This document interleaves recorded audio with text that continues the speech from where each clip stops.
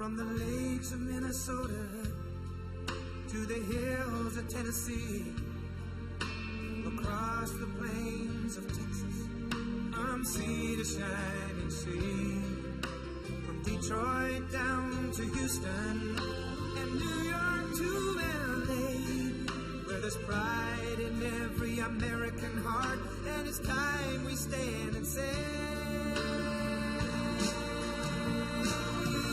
that I'm proud to be an American, where at least I know I'm free, and I won't forget the men who died, who gave that right to me, and I gladly stand up next to you and defend her still today, 'cause there ain't no doubt I love this land.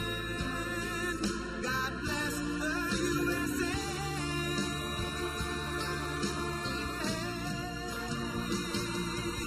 And I'm proud to be an American, where at least I know I'm free, and I won't forget the men who died, who gave that right to me, and I gladly stand up next to you and defend her still today, 'cause there ain't no doubt I love this land. God bless the USA.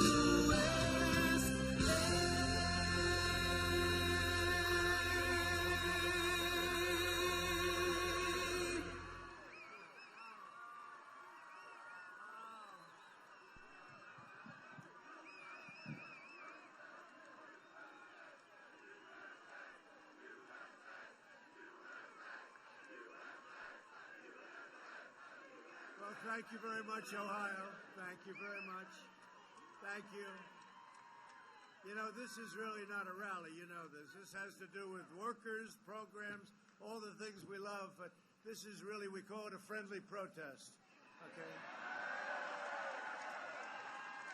And you know what we're protesting? We're protesting stupidity, okay? Because so many stupid things you see here.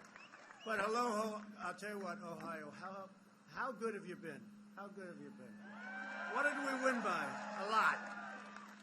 And your governor's here, and he just said you're winning by a lot more this time than last time, so that's good. Thank you. Mike, thank you very much, Mike. But hello, Ohio, and thank you very much. I'm thrilled to be here in Dayton, the home of the Wright brothers. Whoa. I wonder what they would think when they see some of these F-35s and these crazy planes that we make nowadays that go thousands of miles an hour, right? I wonder. But I want to just thank the very hard-working patriots who are the backbone of America. You really are. You're the backbone of America. This is an amazing group of people. This is an amazing group. You know, I'm going to another very nice spot in Ohio where we do have a rally, but I can't imagine you have many more people than we have here, but they will, about 10 times more. Now, this is for us and our friends and workers. We want workers. 43 days from now, we are going to win this state. We're going to win 4 more years in the White House. That's true. Yeah, it's true. Thank you.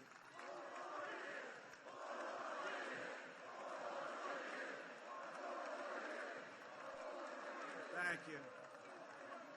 Thank you. You know, you had your best year in the history of your state and the history of our country last year, and we had it until the plague came in, and now we're building it up again rapidly. But you had the best year, and we're going to have next year will be the best year we've ever had. I believe that. You'll see that in the third quarter. But we're here today to talk about jobs. We're talking about jobs, a very favorite subject of mine to know and to understand that the choice in November is going to be very simple. There's never been a time where there's such a difference. One is probably communism. I don't know. They keep saying socialism. I think they've gone over that one. That one's passed already. Joe Biden spent the last 47 years shipping your jobs to China and foreign countries. You know that.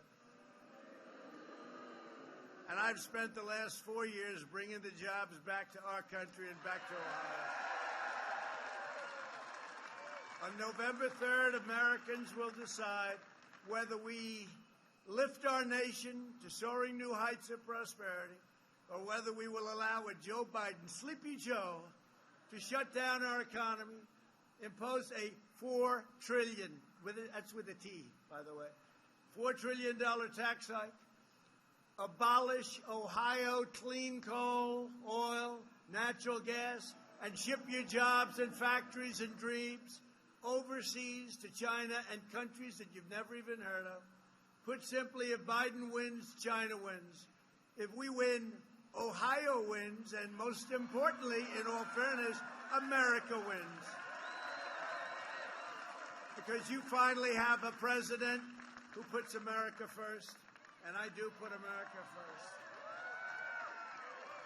I guess that's why almost 4 years ago, that's why I did this, right? It's because of this, probably more than any other reason. I watched the jobs going out. I never saw anything so stupid in my life. I watched the worst trade deals, and we've reversed many of them, almost all of them now, but we've reversed them. And again, we're having the greatest year we've ever had, and it's going to be back very soon. You take a look at what's happening. We're joined today by a real good friend of mine, somebody that's been with me from the beginning, and I've been with him from the beginning, Ohio Governor Mike DeWine. Where's Mike? Where's Mike?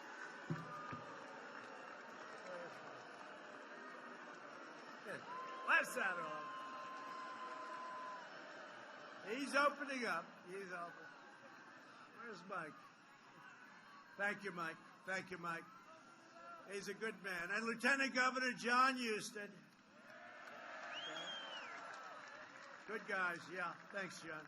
Good job. Congressman Warren Davidson. You know Warren? Whoa. Warren, that's very impressive.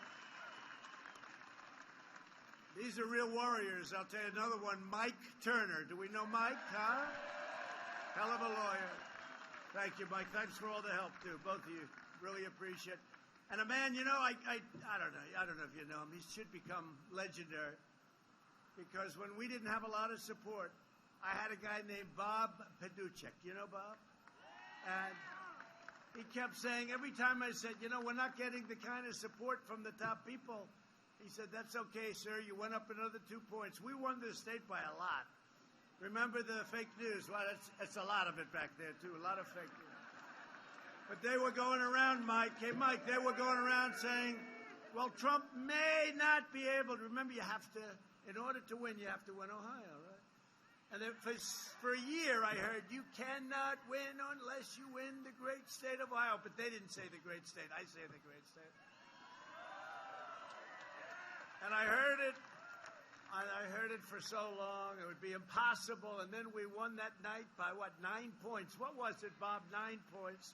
We won by a lot. In fact, it was the first indication that was going to be a tough night for the Democrats. They say, ladies and gentlemen, not only did Trump win Ohio, he won by a hell of a lot more than we anticipated.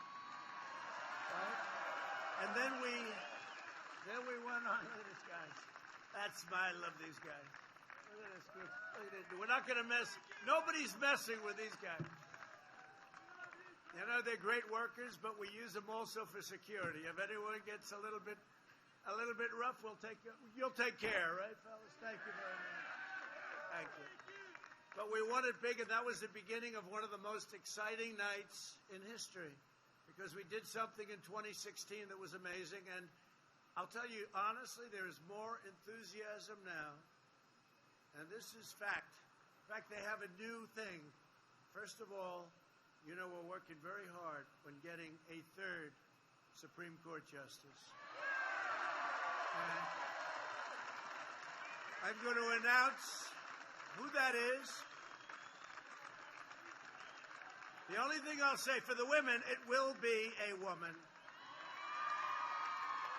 Uh-oh. There are a lot of angry people. Okay, here's a question. Okay, it will be a woman. Does anybody here, please raise your hand if you have the courage. Is there anybody here that insists that it will be and should be a man? Is there anybody with the courage? Please put up your hand right now.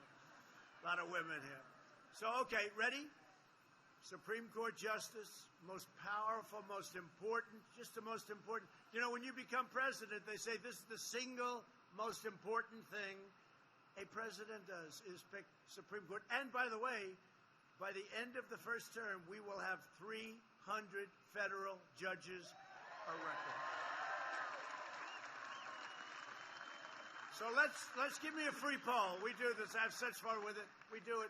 Give me a free poll, you know? If they go out, they charge hundreds of thousands of dollars. They interview like 19 people, which mean nothing. Here we got a lot of people. So give me a free poll. Who would like to see a woman justice of the Supreme Court?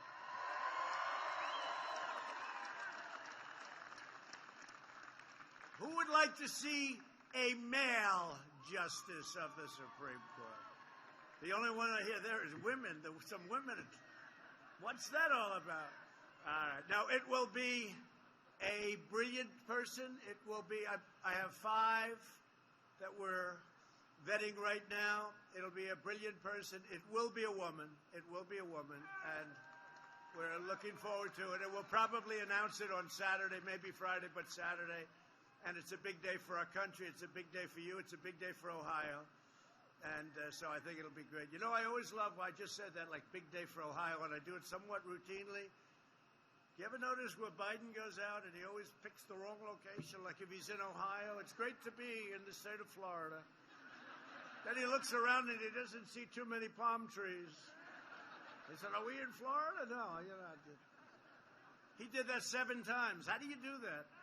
When you do that, you just walk off the stage. It's over. There's nothing you can do. You can make the greatest remainder of the speech. There's nothing you can do to save it.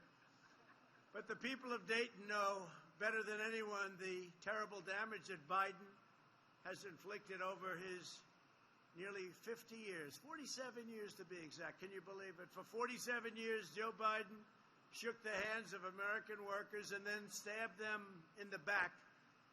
He sent Washington vultures, I mean, think of it, all over, and they raked in cash, they raked in big money. Where's the son? Where is he? Where's the son? I'll tell you, where is he? What did I say? Where is? Where is he? Go ahead. You know, we did that for fun. Where's Hunter? We did a T-shirt. That thing sold. We come up with these little gems. Where's Hunter? You know where he is? Yeah, he's in the basement with his father. He says, yeah, where's Hunter?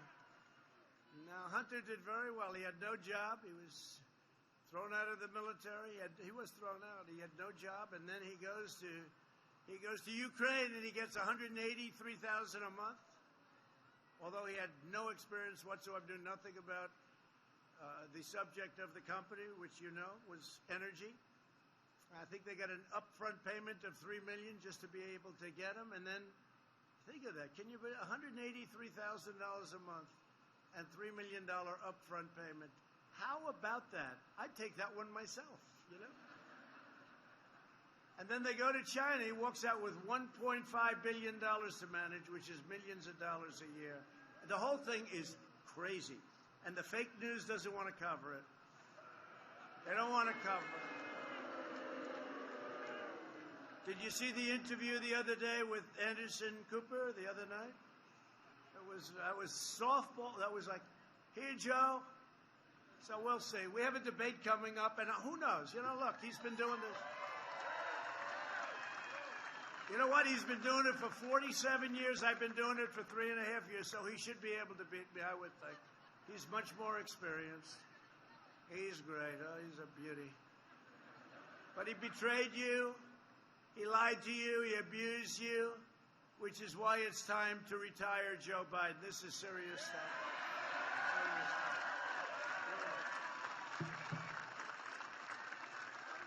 Do we have any Teamsters here? Teamsters? Any Teamsters here? That's all? One? All right. Well, I did a big favor for the Teamsters. You know, they had a trucking company. I think 30,000 jobs going out. James Hoffa called up. Could you help? Could you help? Could you help? I helped. I kept that company going. They saved 30,000 jobs. But then every year they always endorse the Democrat. Doesn't matter good or bad. And James Hoffa, I'm so disappointed in that guy. So I called. I said, you know, I'd love to get their support. Oh, I'm sorry, sir. They've already endorsed Sleepy Joe Biden. It's like automatic. But you know who doesn't endorse him? All the workers underneath. And they'll either throw him out or he'll retire. He'll retire. You get tired of it. It's like automatic. They endorse the Democrat because the Democrats do whatever the hell they want. It's really, but the workers, the people underneath, the real people, they're with us all the way. I've hired thousands and thousands of Teamsters, all the concrete worker buildings in Manhattan, but they're just like wedded. It's almost like a habit. I consider it a habit. I think it's disgraceful. But I saved this company, a big company, good company, great people. We saved it. And then you say, unrelated, totally unrelated. Hey, we'd love to have it. Well, I'm sorry, it's already done. These people are terrible, but that's all right. You always have to remember things, though. Remember, you got to remember, right, workers?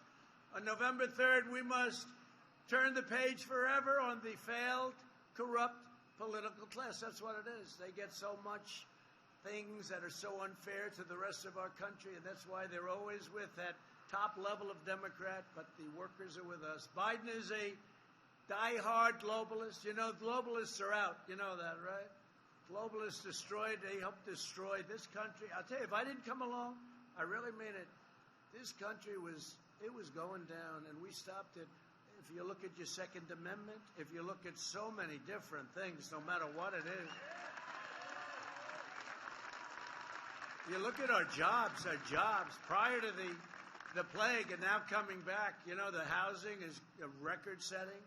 Car manufacturing is record-setting. You take a look at car sales are record-setting. Retailing, who would think retail is record-setting? It's amazing because we had such a good foundation. We closed it up. We saved millions of lives. We had no choice. We had to do that. And then we opened it, and now we're rocking. It's going good. It's really going good. But the Democrats really waged war on the American workers for half a century. Look what they've done. Biden's policies destroyed 60,000 factories and killed 4.5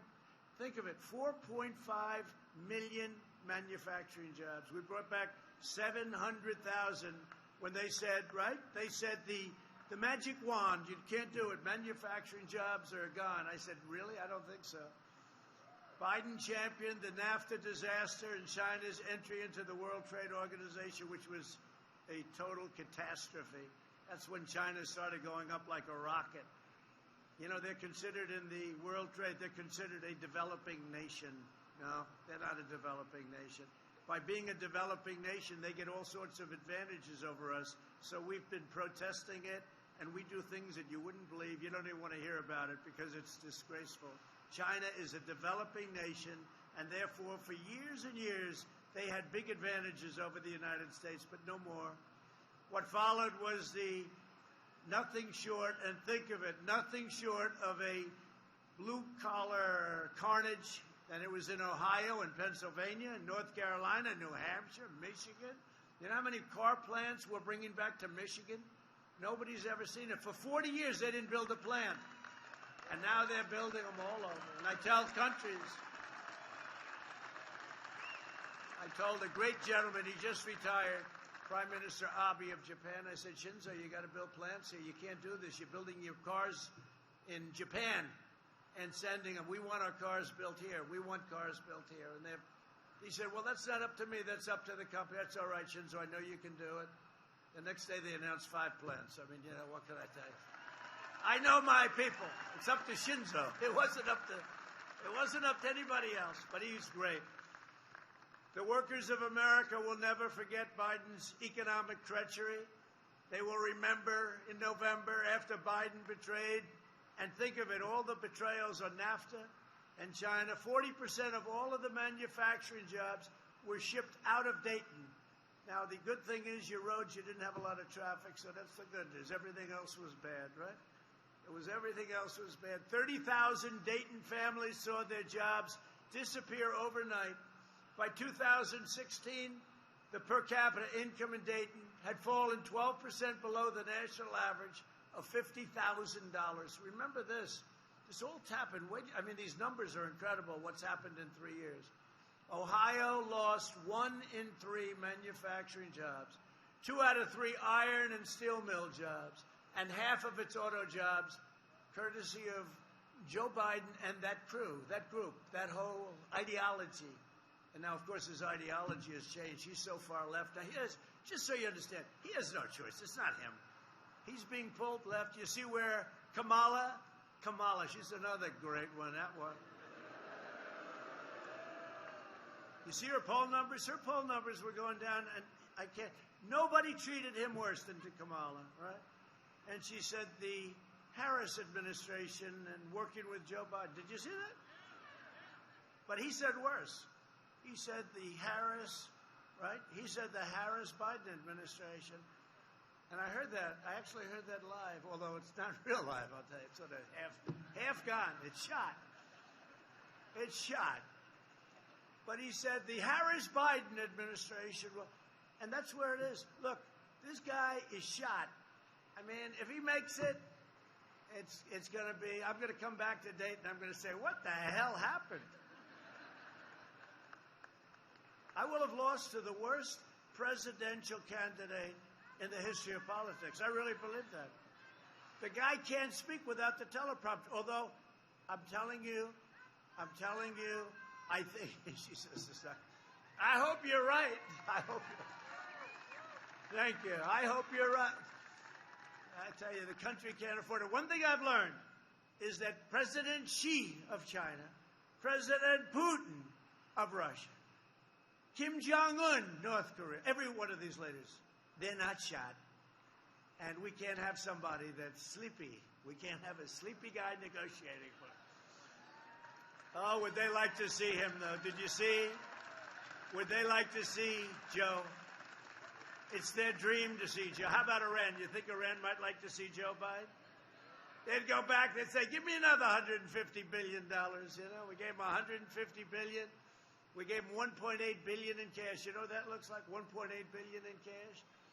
And I'll tell you what, if and when we win, we will get a call with about 9 seconds after the victory. And it'll be Iran's going to want to make a deal. We want them to make a deal. We want them to be good. We want them to be strong. They just can't have a nuclear weapon. That's all. It's very simple.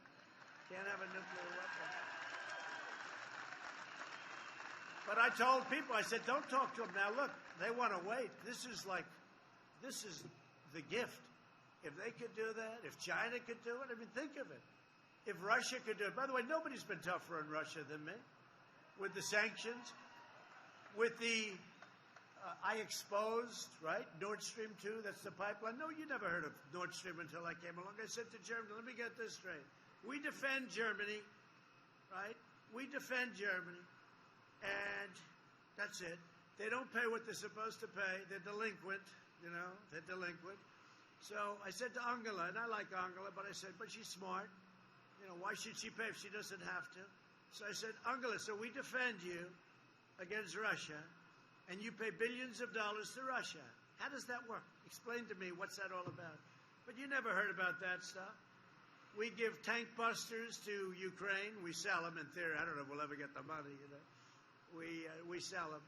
But, you know, he gave pillows. Maybe he got them from Mike Lindell, the pillow man. You think when Obama sent pillows over to Ukraine, I send tank busters, they send pillows. Then the fake news goes, oh, let me tell you, we have been very rough, but at the same time, we get along. I like Putin, he likes me. You know, we get along. Isn't it, wouldn't you say it's smart to get along? Okay, smart. I get along, or I got along with President Xi, but I don't know, after what happened here, I'm having a hard time with China. I really am. You know, they're buying a lot. The trade deal has been incredible. They have been living up to it, in all fairness. The largest order of corn in the history of our country, largest order of soybeans, largest cattle order. But it means less now, you understand, right?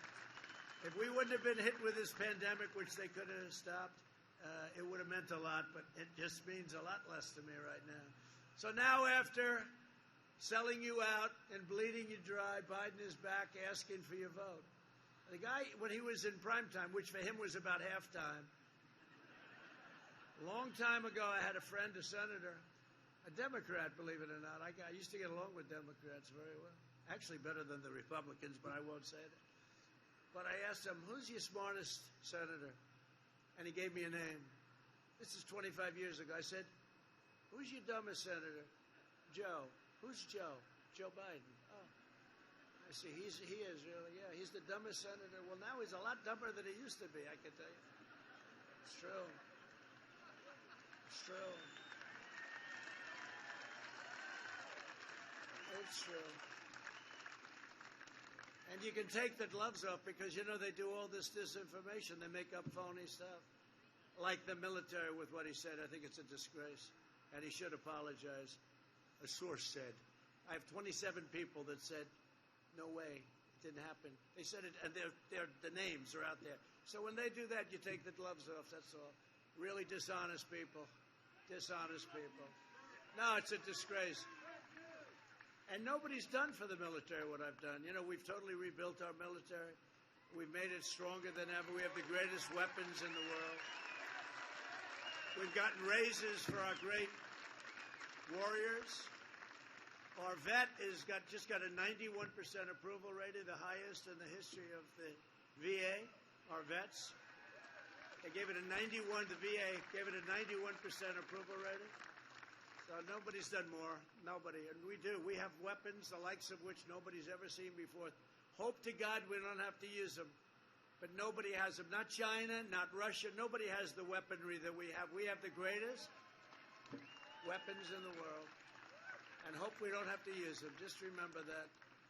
We have I call it the super duper missiles, like at a level that nobody's ever seen before. You don't see them either. They go through here, they say, boy, what happened? What was that? It's gone. It's here. There it is. I hear a noise over there. Where is it? It's gone. It's over there. But it's hydrosonic. I call it super duper because super duper is easier for people to understand than hydrosonic. But, you know, we have the greatest, $2.5 trillion we spent. The greatest weapons in the world, the greatest weapons that this world has ever seen, without a question. I don't have to say what they are. In fact, the fake news said, he just gave away classified information. I said, no, I just said we have the greatest weapons. I didn't tell you what they are. I could because as president, I'm allowed to do it. I mean, you know, Hillary Clinton's the one that gives away classified information.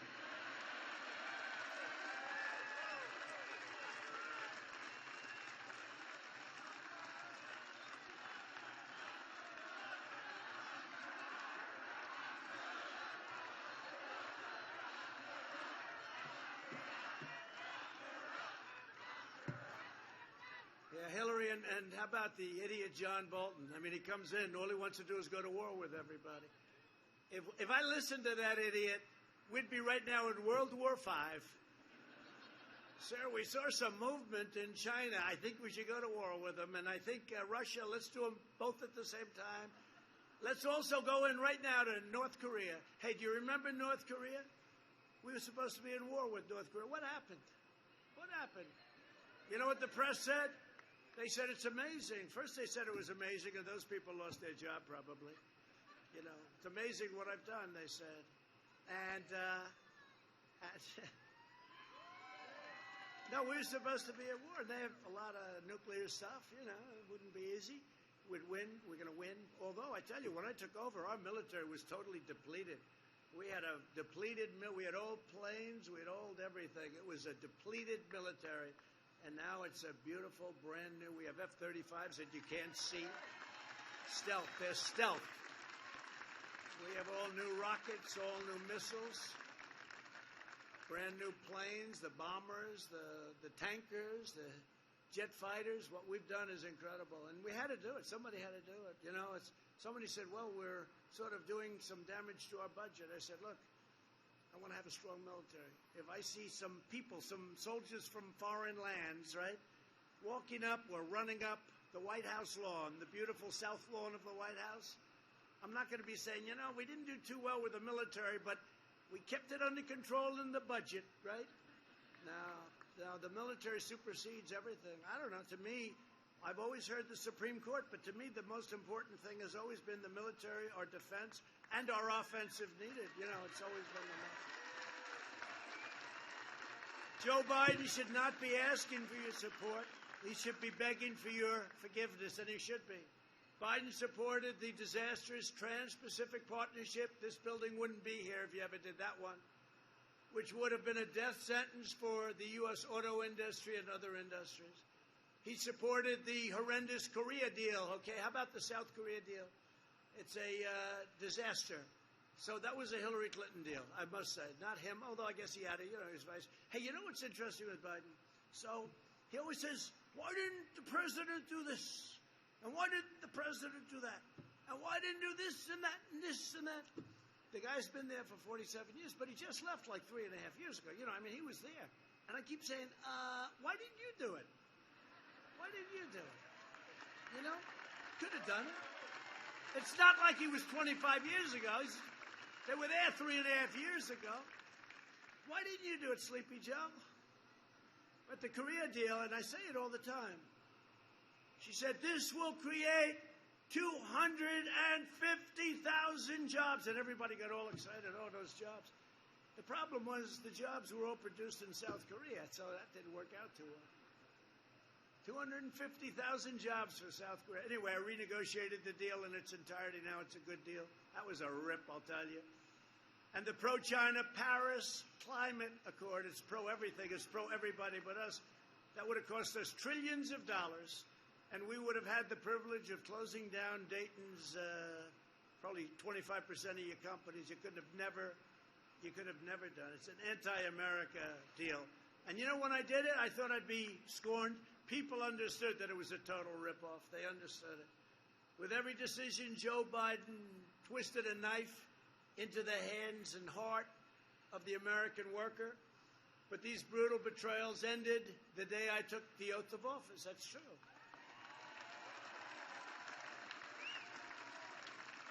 I saw so much stupidity, the endless wars, and we're almost out of Afghanistan, as you know. Not easy to get out because we have people in this country, the military-industrial complex, Eisenhower called it the military-industrial complex, and it does exist. It's not easy to get out, but we're very close to getting out, and getting out of the Middle East. We're down to very little in Iraq. We're down to almost nothing in Syria, but, I will be honest with you, we kept the oil. Somebody said, you still have some soldiers in Syria? I said, that's right, I kept the oil. We kept the oil. We should have done that in Iraq. Remember, I used to say a long time ago, don't go into the Middle East, but if you're going to go in, keep the oil. Well, we went in and we didn't keep anything. And all the death, the blood in the sand, I call it the blood in the sand, that worthless sand, all of that death that's been caused for no reason. It's the worst decision in the history of our country going into the Middle East. We're in there now, $8 trillion, we're almost out. $8 trillion and nothing but death. And millions of lives, if you look at both sides. I'll look at both sides. Somebody would say, he shouldn't be looking at the other side. I'll look at both sides. A lot of innocent people were killed. We lost incredible soldiers. I see the coffins, the caskets come in Dover, and I see it, and I said, oh, boy, why? Why did they do this? My first week, I withdrew from the Trans-Pacific Partnership and saved that whole business of so much. I extended and what I had to do is I extended for a short time and then totally ended NAFTA. You know NAFTA is the worst trade deal ever made. Ever made. And we did the USMCA, Mexico, Canada. We have a great deal. And the reason I know it's a great deal because the other sides are unhappy. You always like to have an unhappy person at the other sides. No, they're okay. But they had a free rip at us for years and years and years. NAFTA, how many buildings, how many factories did you lose right here? Where they moved over to Mexico, moved up to Canada, moved all over the place. But that's not going to happen anymore. The New Deal makes it very prohibitive to do that. In 2017, I signed a historic executive order making it really something. You got to do a couple of little expressions. It's called Buy American and Hire American.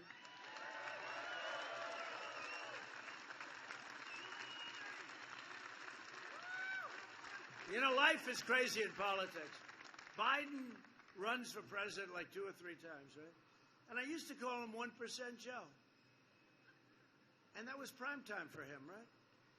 Now that prime time is long over, he ends up winning the nomination. Explain it. But had Elizabeth Warren left and been loyal to her communist ideology. They would say socialist, but it's communist. It's pretty close. It's maybe somewhere in between, heading toward the C word. But had she left before Super Tuesday, Biden would have lost every state. But she took the votes away from Bernie. And Bernie's a nice guy. You know, crazy Bernie. He is the nicest loser I've ever seen. You know, when they talk about sportsmanship, he got screwed by Hillary Clinton badly, but not as badly as this time. This was worse. Because all Pocahontas had to do is leave a day early. She didn't even have to endorse him. And the votes that she got, which weren't many, but far more than he needed, because he lost a couple of states by literally a small amount of votes. He would have gotten most of those votes. He would have won. He would have been the one we fought. I don't know. Who would have been better? Who would have been easier? Sleepy Joe Biden or Crazy Bernie? Tell me. Sleepy Joe. Who says Sleepy Joe? Who says Bernie? I don't know. It's hard. Bernie had more spirit. You know, Joe's got no spirit. It's dead as a rock. The only spirit he's got is spirit to beat me. And that's called a negative spirit. And historically, that doesn't do that well. If you look at old races, when somebody's getting votes because they don't like somebody, you know, there's an ideology that, let's face it, doesn't like me too much. Somebody said, we don't like his personality. I said, I always thought I had a good personality. They don't like my personality. Who the hell cares about my personality? Right? Got to get the job done. See those rough guys over there? I don't like their personality either, but they get the job done, right? Who the hell cares? Who cares about their personality? But when Sleepy Joe was vice president, other countries flooded our market. Thank you very much. Who is that? Wow. Good voice. Have you ever tried opera? Good voice. Thank you, Donald. But other countries flooded our market with subsidized washing machines. Remember that disaster? Does anybody know about the Whirlpool plant in Clyde, Ohio, right? And the head of Whirlpool came to see me. I was president-elect. And he called, and I don't know, for some reason I've heard of Whirlpool. I've heard of it all my life, I guess. I didn't know much about it. They made washing machines, and I never knew. I knew they were dumping steel on us and dumping certain things, but I didn't know they were dumping washing machines. And he was a good guy, came up to my office, and he said they're putting us out of business. In South Korea, China, they're dumping washing machines. They make washing machines. They dump them into our market. They put everybody out of business. Then they charge you a lot of money when everyone's gone, just like Rockefeller used to do, right? Just like other people do right now, unfortunately, but we're trying to track them down. And I said, that's really terrible. I don't know, somehow it hit me. So we put a 50% tariff on all washing machines coming into our country. And I visited with Jim Jordan. Do you know Jim Jordan? One of the best. Wow.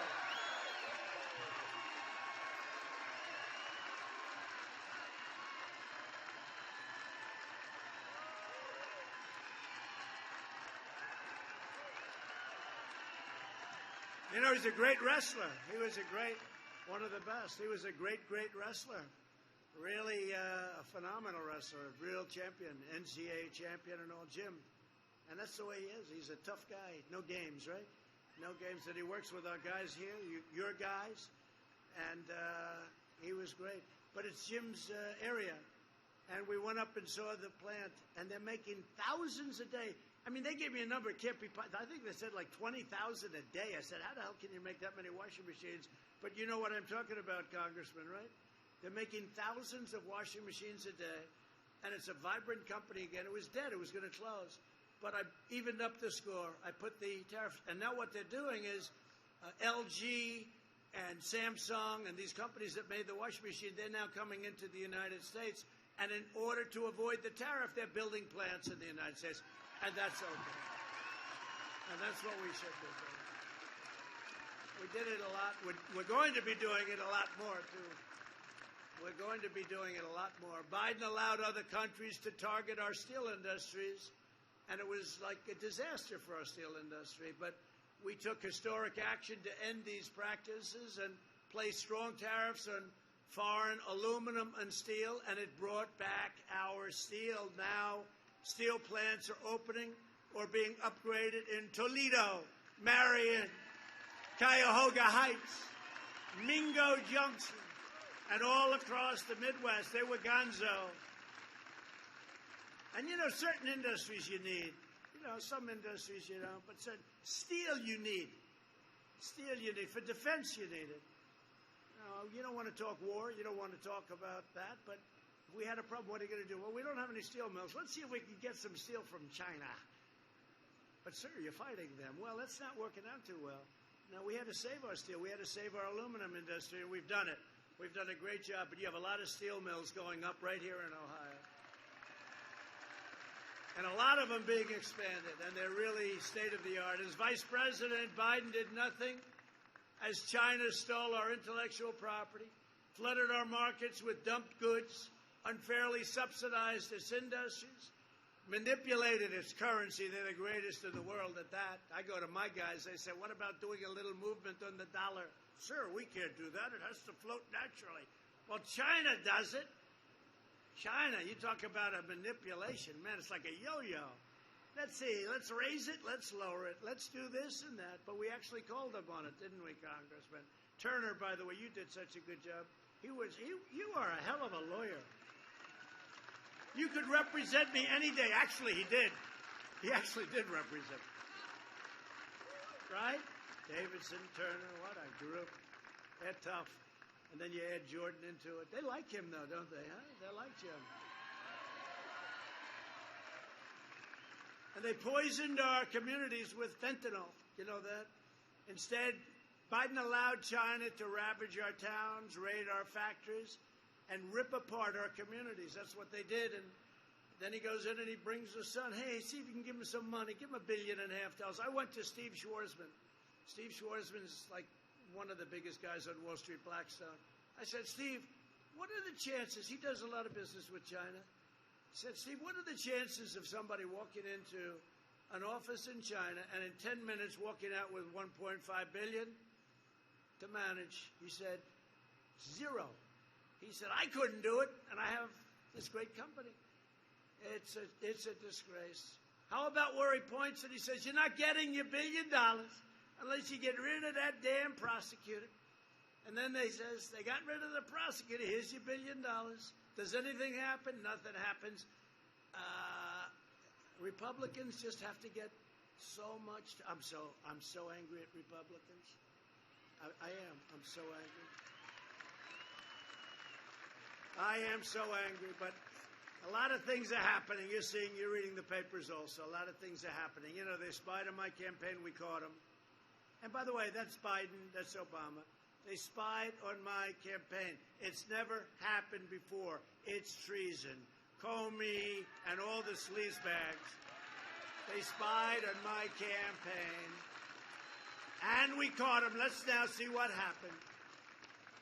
I stay out of it. I'm trying like hell to stay out of it. You know, I don't have to, actually, but it's better if I do, I think.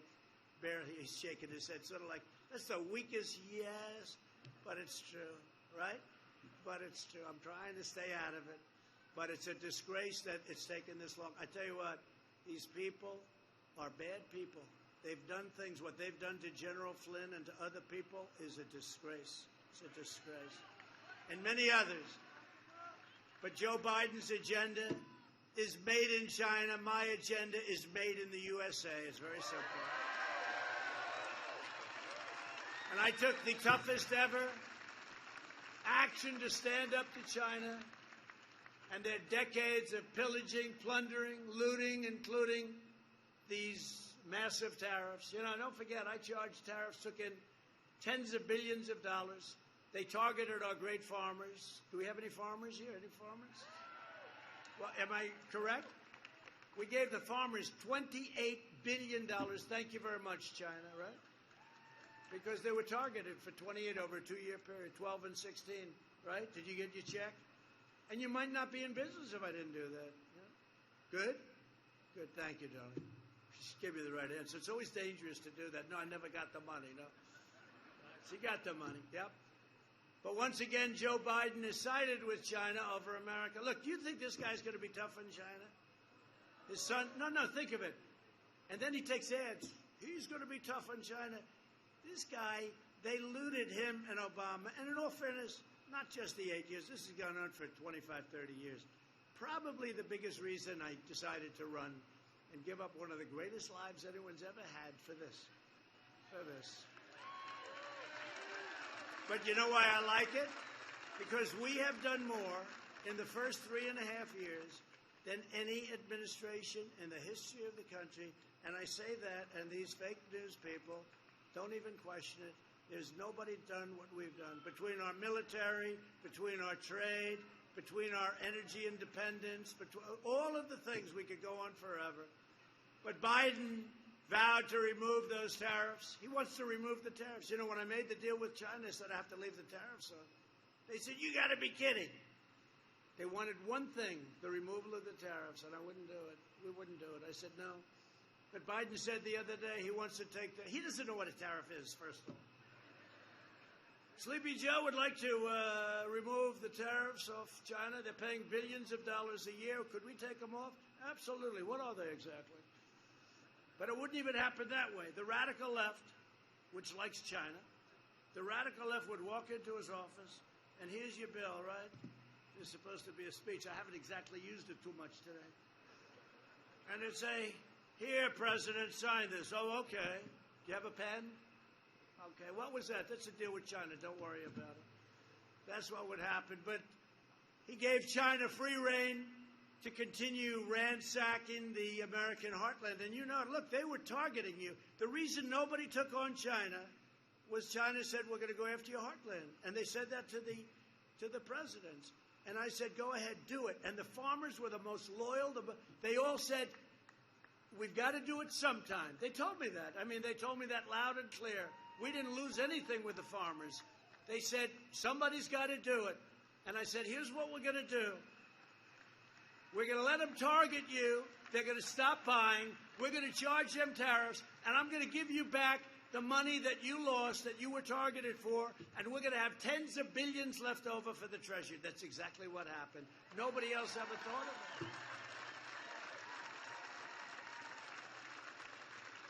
Joe Biden is weak. He's too scared to stand up to the radical left in his own party, and he's terrified of standing up to China. But I believe he's much more scared of the radical left than he is of China. That's why China is desperate. You see the reports, the news reports. They want Biden to win. They want Biden to win. They want him to win at any cost. If Biden is elected, China will own America.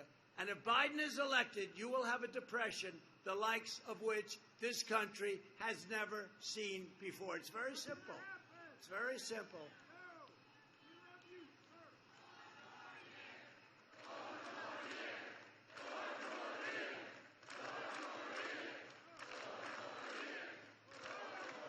Largest tax increase ever proposed. That's what you're going to have. Does anybody mind paying more tax? You know, all my life I've studied. I like politics. I just always liked it. It's lucky I liked it because, never did it before. They said, you can't run. He's got no experience. And now I look around. Yesterday I was in the Oval Office. I said, oh, excuse me, is this the Oval Office? No, but it's a lot of it's common sense. It's all common sense. That's why we call it protest. We're studying some of the things. I'll tell you one quick story. So we're building an aircraft carrier long before my term, the Gerald Ford, and they decide on the catapults. You know what a catapult? That throws the plane into the air. For years, it's been 50 years, whatever, longer. It's been steam, simple, beautiful steam. Wah, throws it off. Wah, you ever see those airplanes, they go off? The catapults. So I noticed that this ship is never getting done. I came in and they said, oh, it's got tremendous cost overruns. I said, what's the problem? Well, the catapult system doesn't work. That's strange because they've been building them for years. I wonder why. You know about this. And so I said, strange. Let me check. So anyway, I'm supposed to go over and take a tour. I want to take a tour of the ship, find out why it's so late, I won't tell you how many billions of dollars it's over budget. Billions and billions of dollars. But I heard the catapult system and the elevators are no good. Other than that, it's wonderful, right? The elevators that bring the planes up, they don't work. So if you have a problem, you can't get your planes up. They're down, stuck in the garage down at the bottom. Not too good. So I go over and they want me to meet the admiral. I said, no, I don't want to meet the admiral yet. I'll meet the admiral. I can meet with the admirals a lot. I got a lot of admirals. I like the admirals. I want to meet with the catapulters. Sir, what would you want to meet with the catapulters for? I want to find out why the hell the catapulters don't work. So I went there, and you know, they did a new system. It's electric. It's all electric. So instead of steam, which is simple and great, and powerful, and good, and they know how it works for years and years, they decide to go all electric. Now, if you take a little glass of water, take this glass of water, you throw it on, and that's the end of that. You bring somebody in from MIT. How the hell do you fix it? And we're dealing with the ocean and rockets being shot at the ship and rough stuff, right? But it wasn't working. So I said, no, I want to meet with the catapulters. So there were 5 people. They came in. One's been doing it for over 20 years, I think he said. I said, who's the boss? I am, sir. I said, what do you think of our new system of electric catapults? Sir, it's no good, sir. I said, that's not good. That's not what actually, it is what I expected here, to be honest. I said, so it's no good, right? The system is no good. No, sir. I said, what do you think of steam? Sir, it's the greatest. And if it breaks down, I can fix it with a blowtorch or this hammer. I can fix it. And if the waves hit it, sir, all it does is cool it down a little bit, sir. It's actually good for it, good for the surrounding steel. I said, so you think it's better? I said, why did they do the electric? Because they're totally inexperienced. Then I wanted to see the architect, and I saw a representative, the architect of the ship. Now, this is a ship that costs $15 billion. And I looked at the architect. I said, have you designed a ship before? And he said, yeah, I have. I said, you know, they have a $900 million cost overrun for electric catapults. And they're no good, even if they work. I said to the guy, why is it that they did like, sir, we can do it much faster. The thing goes back and forth. I said, all right, well, that makes sense. But the catapulter said, but sir, it doesn't matter. Because it takes 1 minute and 52 seconds if you're Mario Andretti's team to get a plane hooked in. So the steam generates during that minute and a half, and it's all set to go. It doesn't help that it keeps going back and forth. I said, that makes sense. That makes sense. So it's $900 million in cost overruns. And here's the story. They spent much more money, and it's no good. Then they have the elevators. Now, tractors use hydraulic, right? You know, they can do anything. Lift up, they go. It can rain, it can snow. Lightning hits the damn thing, and nothing happens. The lightning gets hurt. Nothing happens. So they have these big elevators that lift the planes up. You know, the sirens go off. Everything's beautiful. The problem is the elevators don't work. So they're magnetized. They're lifted by magnets. I said, who the hell ever heard of? I know about that. You know, it's a new technology that's about 200 years off. So instead of using powerful hydraulic that never breaks, they have magnetized elevators. So stupid. I mean, honestly, so stupid. I tell you this because you're workers and you guys understand it's what we do is so stupid. So they have hundreds of millions of dollars in cost overrun for stuff that's no good. And 2 years ago, I told them, it's no good. You might as well rip it out because it's never going to work. You put hydraulic in the elevators and you go back to steam. And it's such a shame to see the kind of money that was squandered by people that have no idea what the hell they're doing. It's a shame, yeah? It's a shame. And you would understand that. I'd only tell that story to really sort of a group like this because you guys understand it. It's mechanical engineering at a very easy level. It's easy to understand. Hundreds of millions of dollars wasted for something not as good. For decades, our politicians spent trillions and trillions of dollars rebuilding foreign nations, fighting foreign wars, and defending foreign borders. But now we are finally protecting our nation, rebuilding our cities. We are bringing our jobs, our factories, and our troops back home to the USA where they belong.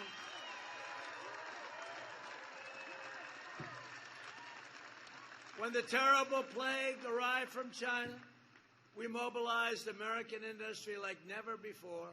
We rapidly developed life-saving therapies, reducing the fatality rate by 85%. We've done such a good job, except in terms of public relations, because the press just will not accept it. They just want us to think of what we've done with the ventilators. Soon the vaccines and the therapeutics. We've already remdesivir and other things. Europe is almost 30% greater excess mortality than the United States. They don't want to say it. And now, as you know, you heard today, Europe had a tremendous outbreak, okay? You know, they say, well, Europe. No, we're doing great. We're doing great. Sadly, very sadly, I hate it, but they had a big outbreak. That caused a stir in the market today. We launched the most ambitious vaccine program ever created, and we will deliver a vaccine before the end of the year, but it could be a lot sooner than that, a lot sooner. You know, it's interesting, the Democrats, they're all saying, we want a vaccine, we want it. That's when they thought we couldn't get it, right? Because if we relied on them, this vaccine would have taken 2 or 3 years more because of the FDA. And I've mobilized the FDA, and it's incredible, but it would have taken 2 or 3 years more. So when they heard that we were getting the vaccine, they started knocking it. Think of it. So they put politics over life and death. I mean, it's incredible. By the way, we're rounding the corner in any event, but we're going to have a vaccine very soon. It's a great vaccine, great vaccine. It's looking really good, really good. And it's going to be a lot sooner than anyone thought. And it's pretty sad when the Democrats try and make that into a political issue because they're unhappy it's coming too soon. They didn't think that would happen. We will end this pandemic, and the next year will be one of the greatest years in the history of our country. That's what's happening. The third quarter will end just before November 3rd. You will see numbers the likes of which no country has ever seen. That's how well we're doing. You'll see. I mean, it's before, so they're not good. I guess you're going to have to remember that. And if they're good, I hope you're going to remember it too, but they're going to be great. Somebody predicted 25%, and then somebody said 35% GDP increase. Nobody's ever heard of a number like that, but that's the kind of thing we're doing. Under my leadership, we built the strongest economy in the history of the world, and now we are doing it again. Right? They know. In the past 4 months, we've added a record-smashing 10.6 million jobs. Never been close to that. 4 months, 10.6 million jobs. Manufacturing production is up 61%. Auto production has surged 500%. And retail sales have soared 112%.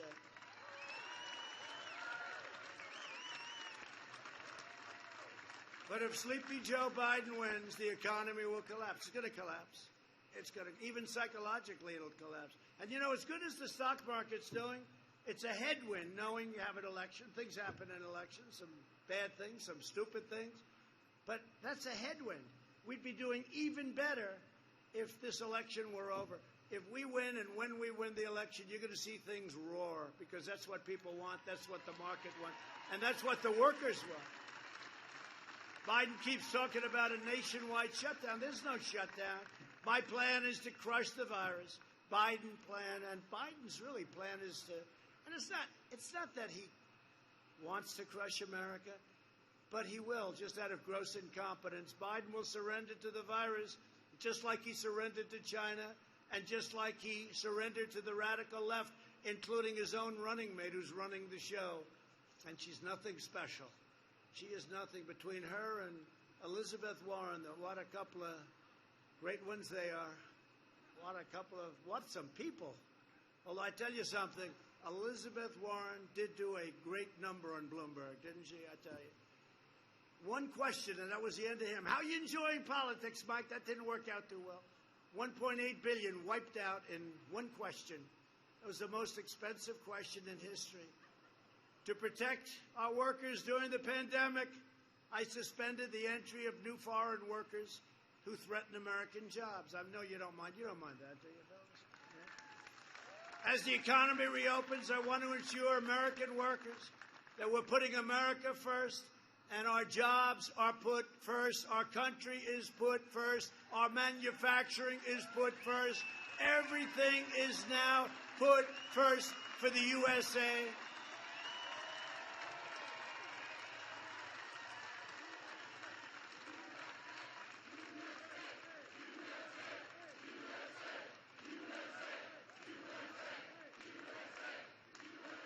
And by the way, we're up to mile 330 on the wall.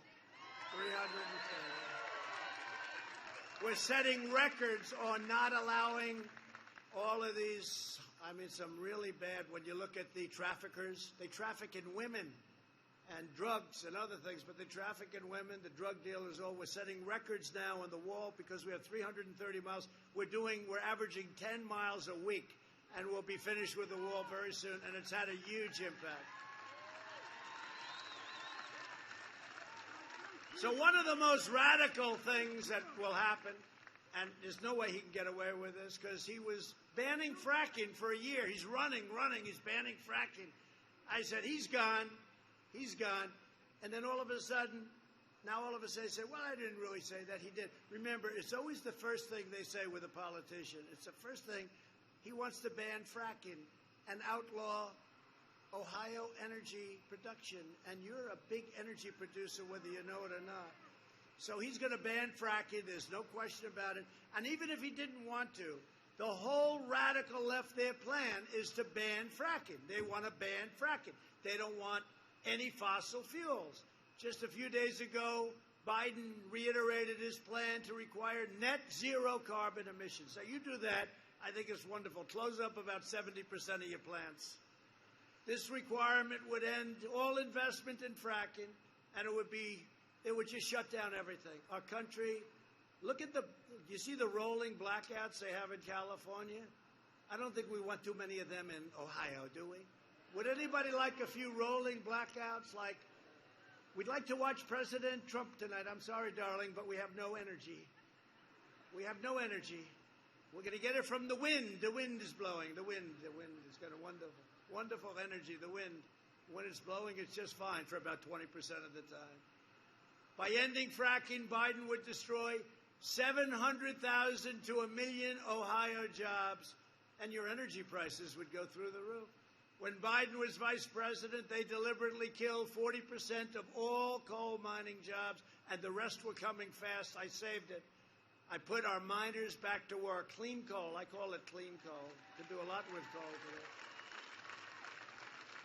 And while I'm president, America will remain the #1 producer of oil and natural gas anywhere in the world, and Ohio workers will continue leading the way, and that's what we're doing. And just in concluding, over the next 4 years, we will build America into the manufacturing superpower of the world, and we will end our reliance on China and all other faraway lands that nobody in this beautiful facility, whatever the hell you make here, I don't know, but it looks good to me. But nobody ever heard of it. You have lands that we go to that nobody ever even heard of. Where are you sending this money? We're sending it to such and such a country. I never heard of it. We'll make our medical supplies right here in the United States. We'll cut your taxes and taxes for middle-class families at a level never seen before. You know, we gave you the biggest tax cut in the history of our country. We gave you the biggest regulation cut in the history of our country. And we're going to give you additional regulation cuts. That's one of the reasons you had the jobs. You know, in many ways, the regulation cutting was perhaps as important or more important. You see the tax cutting easier, but the regulation cutting was every bit as important. And we're going to expand opportunity zones to ensure that no community is left behind. And they've been a tremendous success, especially for the African-American, Hispanic community. We're doing incredibly. Tim Scott, great senator from South Carolina. We worked hard on it. Opportunity zones. It's a big success. We'll enforce immigration rules that defend American families, raise American wages, and always put the interests of American workers first. We will enact fair trade deals that ensure more products are proudly stamped with that beautiful phrase, made in the USA, right?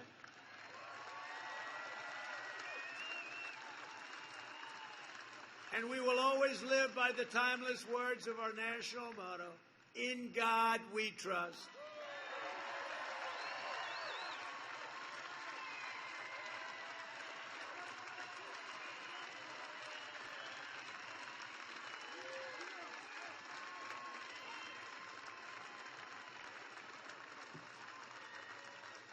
And they took the word God out of the Pledge of Allegiance. You saw that. I was listening to this Pledge of Allegiance, and I said, that's strange.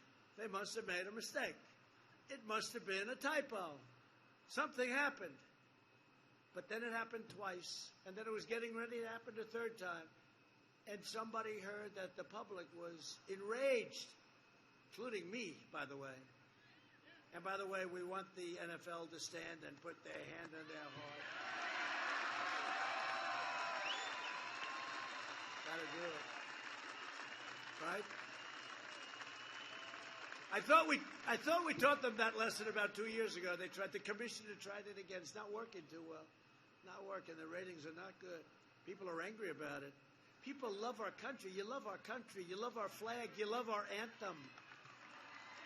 This November, if you want jobs, if you want opportunity, if you want safety, and if you want a president who defends the dreams of workers in Dayton and Akron and all across Ohio and America, then you need to get out and vote for Trump. Mike Pence. How good is Mike Pence? Trump Pence. And I love Mike, but it's not Pence-Trump, okay? You understand? It's not Pence. Mike will be the first one to say, you know, when he said that the other day, he said the Harris-Biden administration. I said, that's strange. And Mike called me up. He said, you never have to do that. I said, don't worry, Mike, I won't, I promise. Mike Pence has done a great job. I'll tell you, he's a great guy. Together we will make America safer. We will make America stronger and prouder and greater than ever before. We're going to make it greater than ever before. And again, this was not a rally. This was a group of people, workers. This is what it was told to me as. And we had a lot of fun, and we have a lot of fun, but it's very serious business. November 3rd and before, depending on whether or not you have those fake ballots or whatever, be careful with them. I mean, that thing is going to be one of the great catastrophes. What a mess. And they want it to be a mess. They know it's no good. I think it's 11 different races. They can't even, when they have small races, they can't account. People steal the ballots. People don't get the ballots. They don't send them to a Republican area or maybe a Democrat area, whatever. It's still wrong, but it happens to be Republican, unfortunately. But they don't send them out. Then they harvest them, which they're not allowed to do. They have in Nevada, the governor said he signed an order that they don't have to sign. We need no signature verification. Oh, that's great, because they couldn't get people to sign, so they said, we'll just send them in, don't worry about it. This is a real affront to our democracy. This is a horrible thing that's going on. And the Democrats know it, and that, you know, they say, well, he's not for our great heritage. He is fighting our vote. No, I'm not fighting our vote. You have ballots that you go out and you can get, you can request, as you know, you can request them, and that's fine. But if you're not requesting them, when you get millions of ballots, 80 million, they say, all over the United States, where the hell are they going? Who's sending them? Who's getting them? Who's sending them back? What's happening with the transportation? Who's guarding the lock boxes? They know it's a fraud waiting to happen. But, you know, we're not talking about 1%, which is no good, because you can lose or win an election by 1%. We're talking about 20%, 30%, in one case over 40%. This is a disgrace that they're allowed to get away with it. And what they want to do is they want to have a mess at the end of the evening on November 3rd and then fight it out in the courts. And the Democrats should be ashamed of themselves because they know what they're causing. We love Ohio. We love Dayton. God bless you. God bless Ohio. And God bless America. Thank you.